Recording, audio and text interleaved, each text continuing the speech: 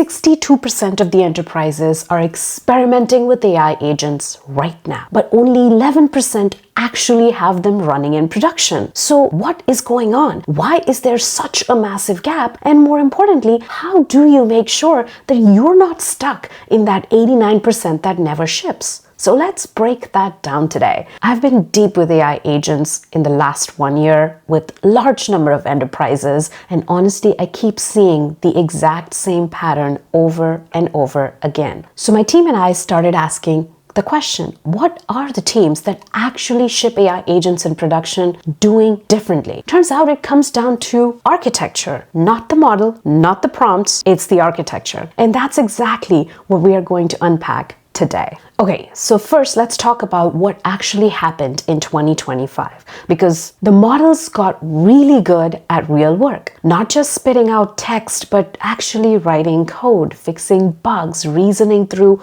multi-step problems. And you probably felt this yourself, right? The moment when you're like, wait, it actually did the thing that I asked? And then we saw this explosion of open source tooling, the agent SDKs, the MCPs, the A2A protocol skills, libraries, all designed to be interoperable. Now, why does that matter? Because it means agents aren't stuck in single chat box anymore. They can plug into your IDE, your internal apps, your enterprise systems, and suddenly the possibilities got way bigger. So here's the one thing that I've noticed over and over. It's not about the specialization of the model anymore, because all the models are pretty similar in their responses to each other, apart from like very specific use cases. So the question isn't which model is the best anymore, it's which model is best for this specific task. Totally different mental model right now. So here's where it gets interesting. Every major player is building their own agent platform right now. AWS has one, Azure, Google Cloud, Databricks, Snowflake, ServiceNow, Salesforce, you name it. Even OpenAI just launched their own thing.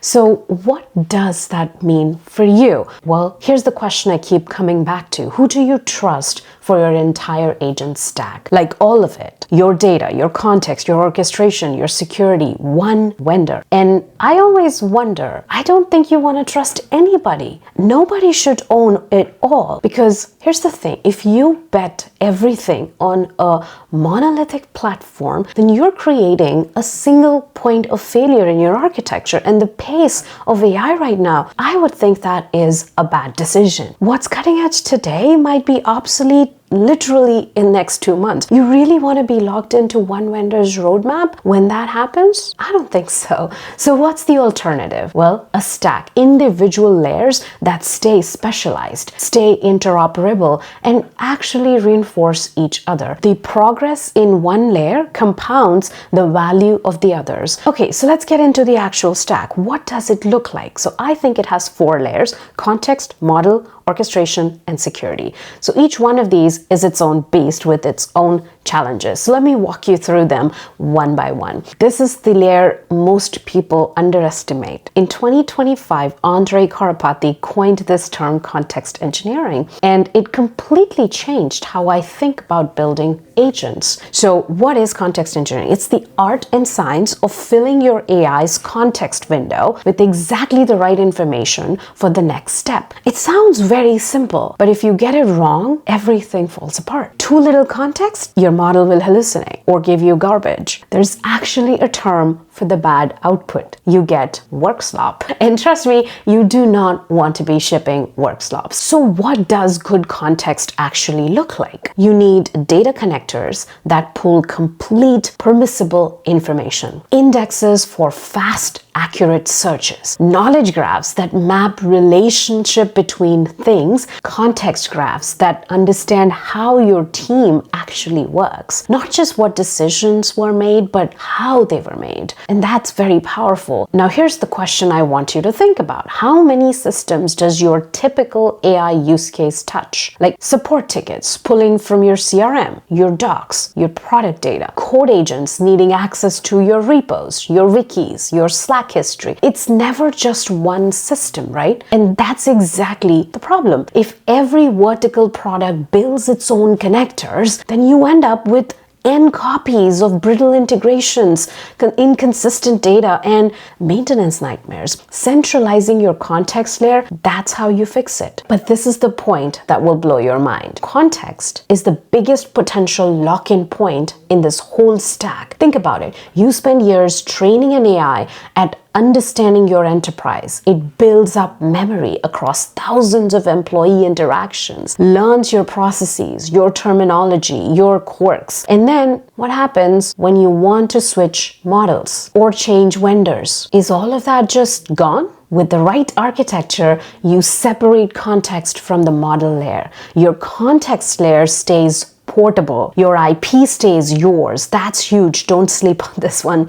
It's very, very important to understand. Layer 2 is the models. We wouldn't be having this conversation without the incredible progress in reasoning models, right? We are at GPT-4. We've got a bunch of reasoning models. Claude is absolutely crushing it with Opus and Sonnet. Gemini is also doing an amazing job. Ultra fast inference with Fast. Gemini Flash is showing what's possible with ultra fast inference. It's genuinely exciting, right? But here's the question that everyone keeps asking. Are models becoming commoditized? Like, will it even matter which one are you using? And my honest take on this is that we are heading into a multi-model future, not a single model one. And I've seen teams that use different models for different jobs: image generation, code generation, deep research, lightweight routing, all in the same workflow. The best tool for the job, that is how you need to think about it. There's also an economic reality here that most people don't talk about. Training costs have gone up 2 to 3 times per generation. Each frontier model now costs hundreds of millions of dollars in compute. How many organizations can actually afford that? Like 5, maybe?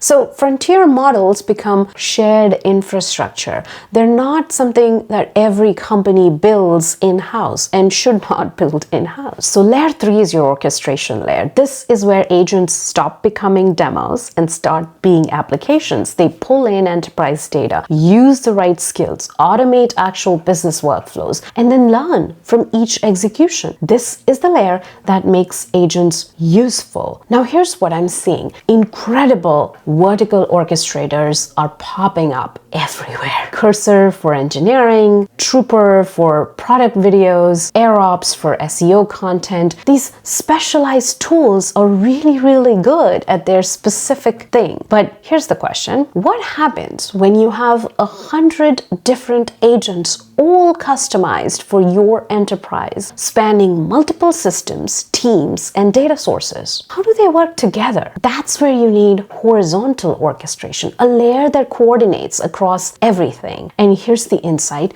that really clicked for me. The context layer and the orchestration layer have to be tightly coupled. Like, they need each other kind of coupled. Without enterprise context, your orchestrator is flying blind. It can't make good decisions, and also every agent produces traces and feedback that improve your context layer. Each execution teaches the system. It's a vicious cycle. So layer 4 is security. And okay, I know security isn't such a sexy topic, but here's the thing. This is the one layer where enterprises absolutely cannot tolerate fragmentation. If every point solution has its own security model, you're duplicating effort, widening your attack surface, and enforcing policies inconsistently. And that would be a nightmare. Every wave of AI, RAG, agents, code generation has introduced new security requirements, but the foundations stay the same. Isolate data to prevent leakage, enforce encryption, ensure enterprise-grade identity through SSO. These aren't new problems. They are just applied to new contexts. So what do you actually want? Security that's built in by default. When you search enterprise data, sensitive content shouldn't leak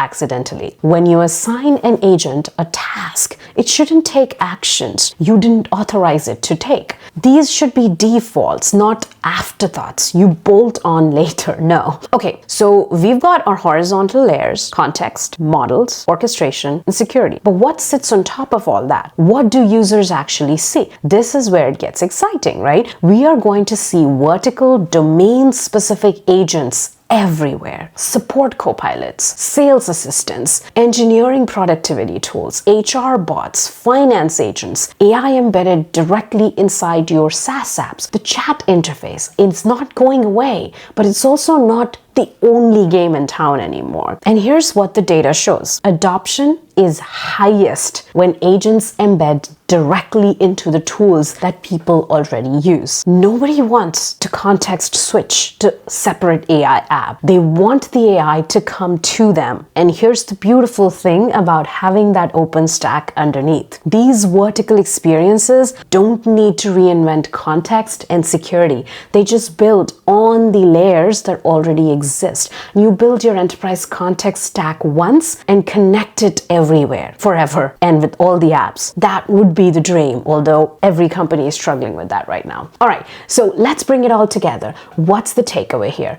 Don't go monolithic, seriously. An open architecture acknowledges what we all know deep down. No single vendor can keep pace with how fast AI is moving. A stack with differentiated layers for model, context, orchestration, and inferences lets each piece evolve independently while still working together. And that is the key. What does that? Gives you the flexibility without sacrificing quality, and you can adopt new capabilities the moment they appear. You never get boxed into a closed ecosystem that cannot keep up. Honestly, it just feels better. A well-designed agent stack is future-proof because each layer can improve on its own timeline. No rebuilding the world when something changes. Just upgrade the layer that has the change that you need. And it's how software should work. And that's how software is built. I hope you found this helpful. If you did and you've stuck around this far, I'm sure you're gonna like some of my other videos on AI engineering up here.